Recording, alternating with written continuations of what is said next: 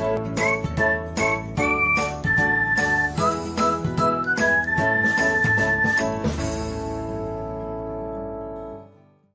everyone, welcome back to another episode of Technologyglance.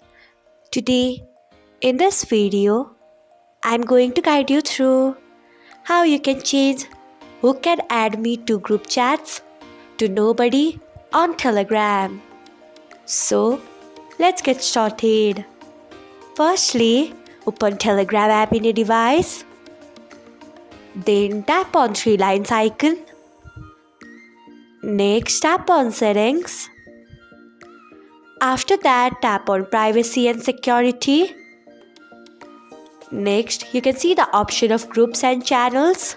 Tap on it. Next, you can see the option of nobody. Tap on it. After that, you can see the option of tick button on top right corner of your mobile. Tap on it. So, this is how you can change who can add me to group chats to nobody on Telegram. Thanks for watching. If you found this guide helpful, we would love it if you hit the thumbs up button below. We upload great new tech tutorials like this one every day. So do not forget to subscribe to our channel and hit the bell icon so that you'll never miss another update.